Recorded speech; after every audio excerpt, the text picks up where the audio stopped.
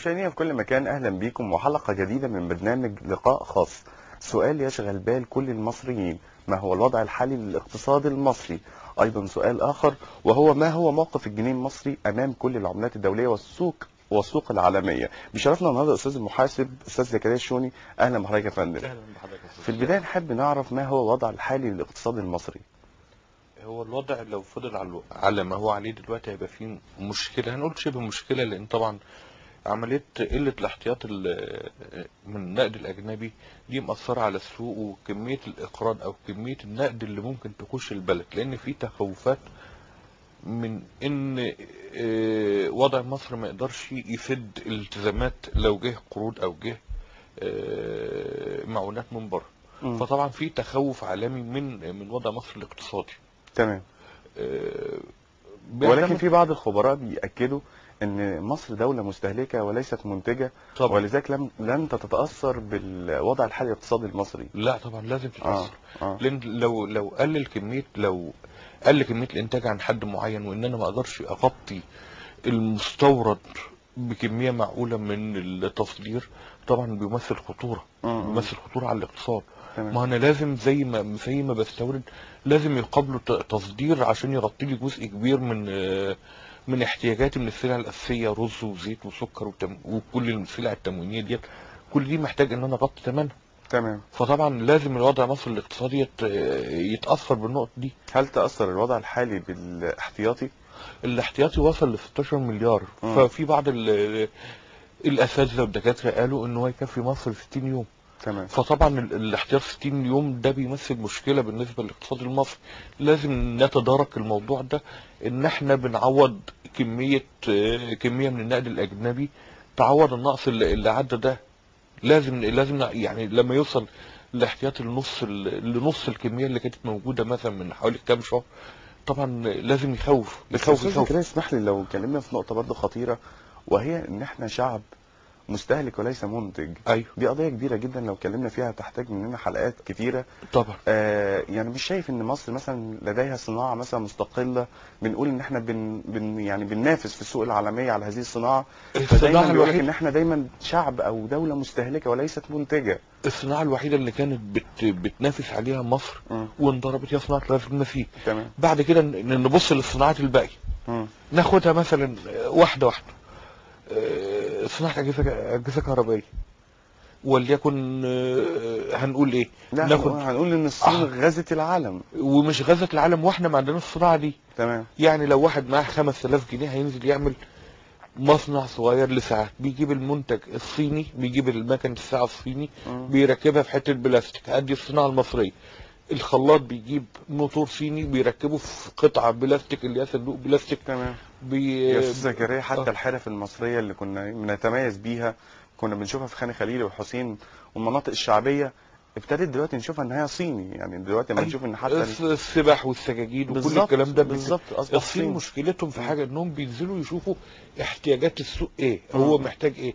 احنا ما عندناش النقطه دي، في حين ان احنا عندنا امكانيات ان احنا نشوف طلبات السوق.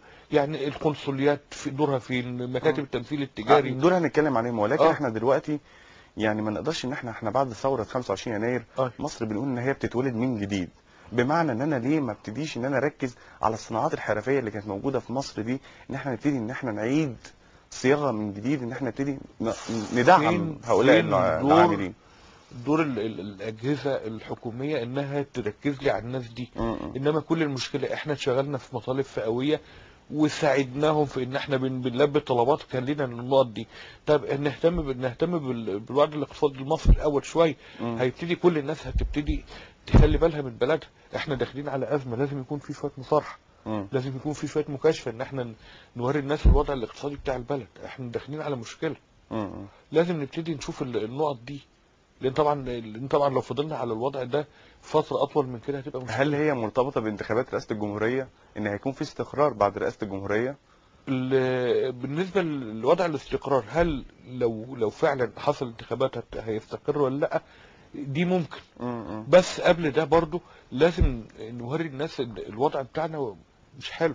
طب احنا عندنا اكيد موارد متعدده كتير. في موارد منها يعني بنقدر ان احنا نجيب منها من خلالها العمله الصعبه زي قناه السويس مثلا، وفي موارد لا انسى قناه السويس. في حاجات امكانيات صغيره خالص ممكن بتاثر على كميه النقل. طب لو اتكلمنا، عايز اسال حضرتك برضو ما هي موارد المصريه؟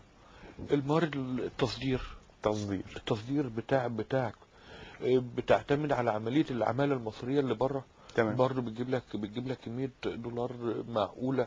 حضرتك بتتكلم عن العمله الصعبه دلوقتي. ايوه. ازاي نقدر الحصول على العمله الصعبه من خلال الموارد المصريه؟ من خلال الموارد المصريه. تمام.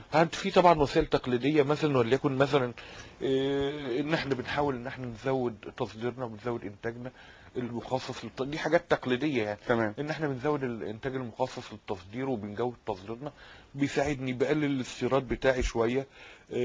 وطبعا مراجعه العقود الدوليه لو في اي حاجه فيها خلل ولا حاجه نبتدي نظبط بقى بعد الفتره اللي حضرتك تشير الى ايه بالظبط دلوقتي في يعني مراجعه العقود؟ يعني نشوف كل العقود، وبيتهيألي ان المفروض ان احنا دلوقتي في المرحله الجديده ديت ان احنا نحط بند في العقد، في اي عقد.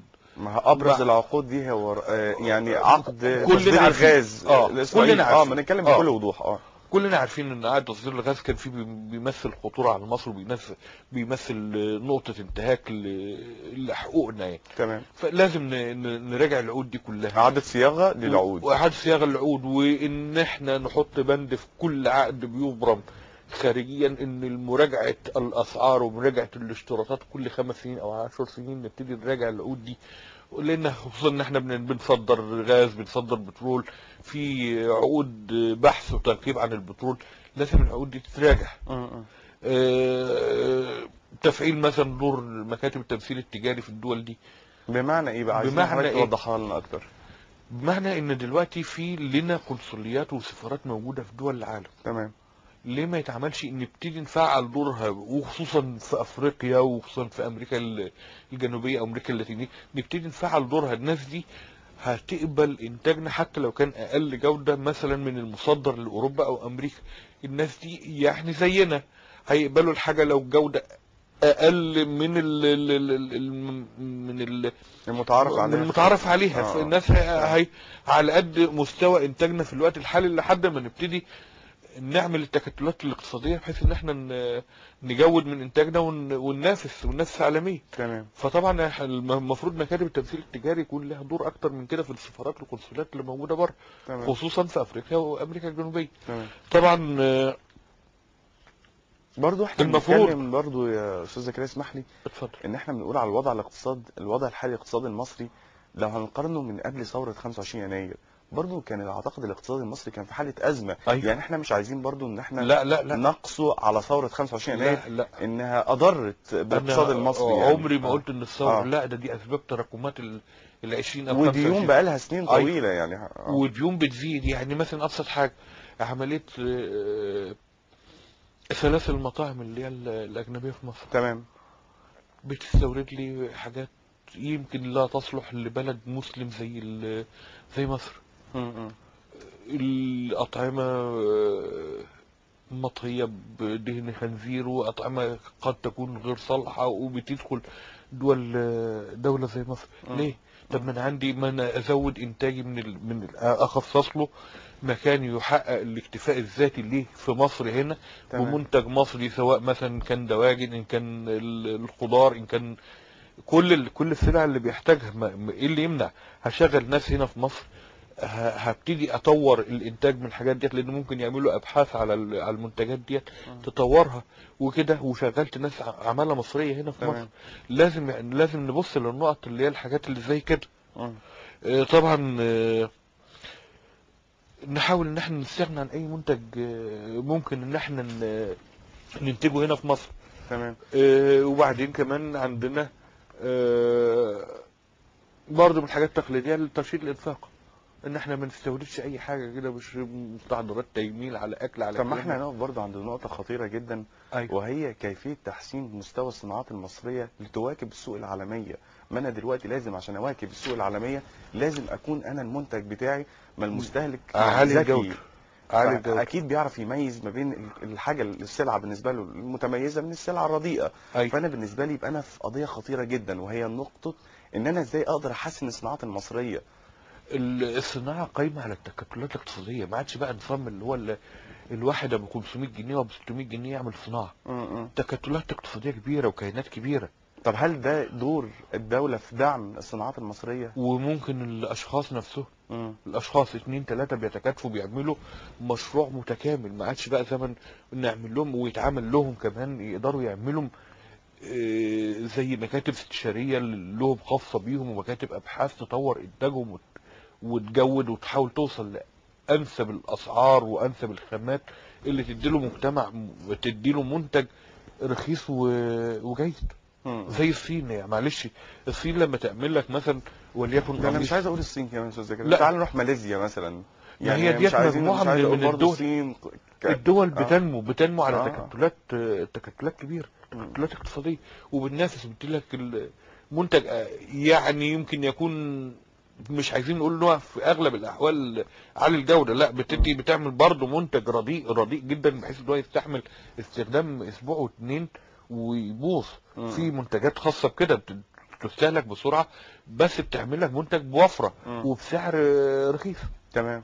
لازم احنا ننافس على النقطه دي، ننافس على نقطه منتج عالي الجوده وسعر كويس. طب احنا دلوقتي خلال هذه الايام عرفنا ان مصر اقترضت مبالغ ماليه من صندوق النقد الدولي. هي ما اقترضتش، هي يعني بتجري مفاوضات على اقتراض 3.2 مليار دولار. وطبعا هذا قرض، عايزه قرض 3.2 على الرغم ان احنا دلوقتي احنا ممكن نوفر النقط دي من هنا، واحنا كمصريين احنا نقدر. طب كان في برضه بعد ثوره 25 يناير كان في بعض الدول العربيه اللي قالت انها هتدعم الاقتصاد المصري بمبالغ ماليه كبيره جدا. هم قالوا لا احنا لازم نتاكد ان هم قالوا وشفناها في تصريحات كثيره جدا. ولكن حتى الان مر اكثر من سنه على ثوره 25 يناير ولم يدعم الدول العربيه الاقتصاد المصري حتى الان. طيب ايه السبب برضه؟ ما احنا برضه يعني مش كل عايزين، ممكن يكون ضغط، مواقف الدول العربيه ممكن مع يكون مصر ضغط سياسي، ممكن يكون رغبه في تمرير حاجه معينه. طب احنا فين كمصريين؟ انا بعتبرها حلو. انا معاك جدا. احنا فين بعتبرها مرحله كرامه، وبدعو من خلال دقيقه واحده بقى، بدعو من خلال الفضائيه المصريه. يمكن انا اتكلمت مع الاستاذ ياسر درويش اللي هو رئيس تحرير البرنامج في ان احنا عايزين نعمل حمله استعاده كرامه للمصري، ان احنا ما عدناش محتاجين بقى بصراحه معلش يعني انا اسف لغايه من هنا لغايه بعد بكره او بعده ب3 4 ايام، ان احنا محتاجين بقى كفانا 30 سنه ذل، وكفانا 30 سنه مهانه. ما احناش محتاجين بقى، خلاص احنا عندنا الامكانيات، ولو احسن استغلالها واستخدامها فعلا هنبقى احسن الناس. معلش في عندنا امكانيات في كل حاجه، وبدون الحاجه القروض او بدون حاجه المساعدات. وبدعو الناس من خلالك يا استاذ اسلام، من خلال الاستاذ ياسر درويش رئيس تحرير، من خلال الاستاذ مدحت، من خلال الاستاذ علاء بسيوني رئيس القناه، من خلال التلفزيون المصري، ان احنا نتبنى حمله لاستعاده كرامتنا كمصريين.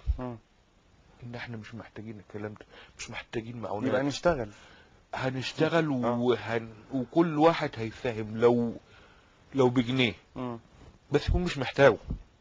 ما بنفرضش على حد حاجه خالص. طب ايه المقترحات اللي عند حضرتك؟ طبعا الحاجات اللي هي التقليديه زي ما قلنا، الانتاج المخصص للتصدير، ان انا ازود الكميات المصدره، اقلل المستورد، ابتدي اشوف سلاسل المطاعم الاجنبيه دي نحد من دورها شويه، خصوصا انها لا تناسب مجتمعنا كمجتمع مسلم. طبعا كلنا نعرف ان في دهون خنازير بتدخل في الدواجن والكلام ده، فطبعا لازم ان احنا نراعي النقط التقليديه ديت. بس في مقترحات جديده زي يعني ممكن مثلا نعمل. حضرتك كان ليك مقترح اللي هو المقترح الفني لتدعيم الاقتصاد المصري، وفي غيره يعني مثلا. طب ممكن برضو نشير الى ما هو المقترح الفني؟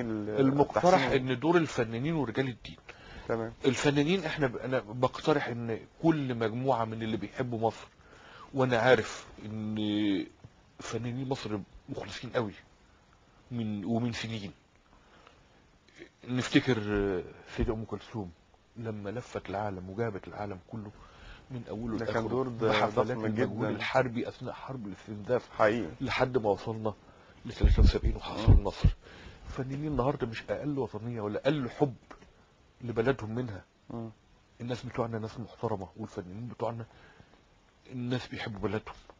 بدعوا ان احنا نعمل مثلا وليكن 10 مجموعات، كل مجموعه 3 أو 4 بيلفوا ويروحوا دوله واحده مم. اسبوع، بيعملوا 3 حفلات، حفلتين عاديين وحفله رئيسيه بتذاع على العالم. مم. الحفله ديت بيخصص دخل الحفلات ديت بالعمله الصعبه للخزانه المصريه. مم. الحاجات ديت صدقني هتساهم في خلال الحفلات دي. طب هل الفنانين المصريين مستنيين دعوة زي دي؟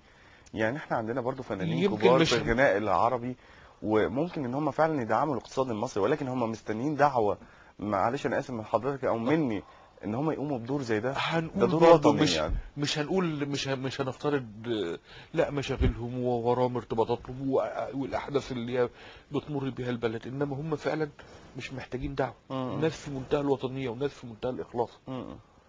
ايه اللي يمنع انهم يقوموا بالدور ده؟ وفي خلال لو الحفلات دي هتبقى اشبه بحفلات ليله التلفزيون، ثلاث ايام في الاسبوع بس، وهيجي ومعزز مكرم بيعتبرها فسحه وبيعمل حفله، سواء عايز يتنازل عن نص اجره اهلا وسهلا، عايز يتبرع باجره مفيش اي مشكله، هيتبرع بجزء. وفي خلال الحفله فنانين من الناس اللي هم اللي لهم حضور جماهيري ولهم شعبيه بيدعوا للتبرع طيب. وبرضه زي اي واحد. طيب توقعات حضرتك للفترة يعني القادمة ان شاء الله الاقتصاد المصري، بس عايز بإيجابية، يعني الناس كلها عايزة محبطة؟ تتفائل. لا يعني مش عايزين لا، احباط، انا عايز هي بفكر في النقطة دي بإيجابية.